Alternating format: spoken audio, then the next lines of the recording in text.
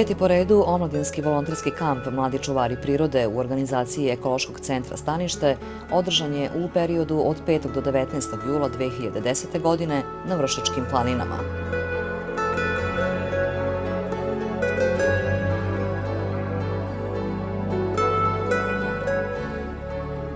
Prvi put od osnivanja organizovan je u međunarodnoj saradnji, te su, osim volontera iz Srbije, u njemu učestvovali mladi volonteri iz Švedske, Rumunije i Bosne i Hercegovine.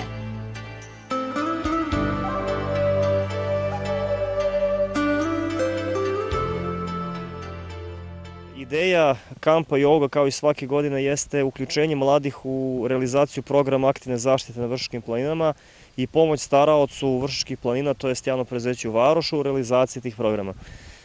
Kamp su 2006. godine, osnovali i ideju za realizaciju ovoga kampa dali su studenti geodezije, geografije i biologije koji su poreklom iz Vršca, studiraju u Beogradu i Novom Sadu. Oni su došli na ideju da svoja stručna znanja, volonterski rad ulože da bi pomogli staraocu u realizaciji programa zaštite. Tako smo počeli, da bismo ove godine po peti put za redom organizovali kamp, čiji je glavni donator ovoga puta Evropska unija preko svog programa Mladi u akciji.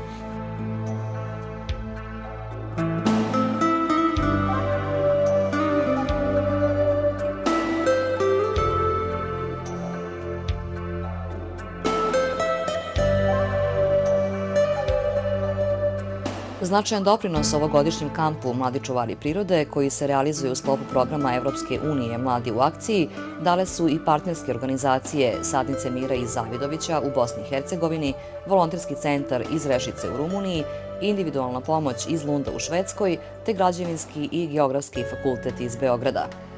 Ekološki centar Stanište sa ovim organizacijama ima dugogodišnju uspešnu saradnju, što je ove godine prošireno programom Omladinske razmene, kojom su obuhvaćeni mladi volonteri koji imaju sklonosti ka proučavanju i zaštiti prirode.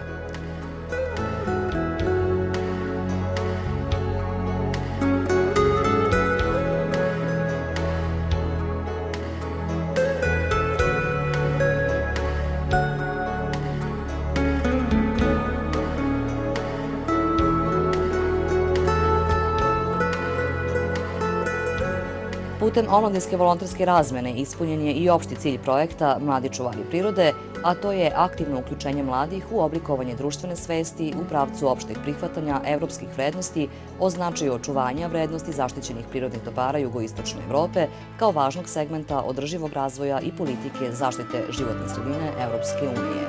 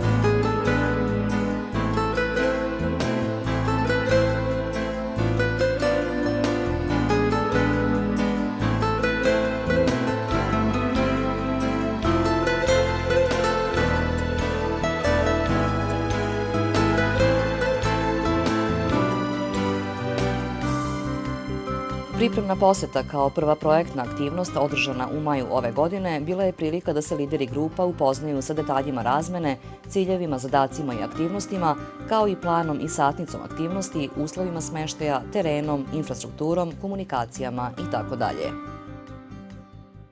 Raduje me što smo dio projekta Mladi rendžeri koji je organizovan u sklopu projekta Mladi u akciji i koji će provesti u mjesecu julu volonteri Rumunije, Švedske, Bosne i Hercegovine i Srbije. Htio bih da kažem da mi već imamo ranija iskustva sa razmjenom volontera i rado ćemo svoje iskustva i znanja podijeliti s našim prijateljima iz Srbije. Htio bih da kažem da mi se, ovdje sam u Vršcu jer ljubitelj sam prirode, to mi je struka i želimo, mi iz Bosne smo se u startu složili da želimo da doprinesemo razvoju okoliša ovog regiona i šire.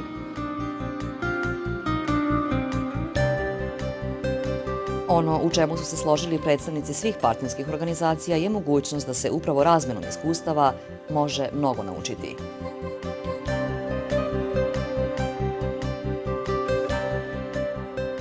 I think we will make a very good project together with Serbian organization and with all the partners. And I think this area deserves to be well preserved and to be very good organized in order to have a sustainable development in here and a very good and harmless environment. And well, that's my impression that this is a very good project. And also it can be multiplied in our areas, in our countries. And I think we will learn from each other very good things and very useful things in order to put them also here in Serbia, also in Romania, and I'm not sure in Sweden. But the similarity between Serbia and Romania is quite obvious, so we can share good practice things.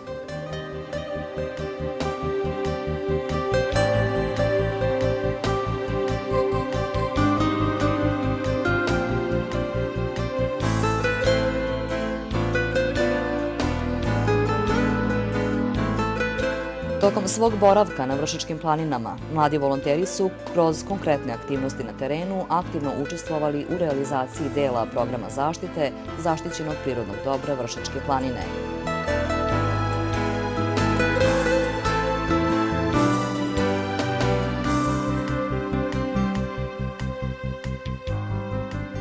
Za obeležavanje unutrašnjih granica u prvom stepenu zaštite, kao jednom od aktivnosti, bili su zaduženi studenti Građevinskog fakulteta.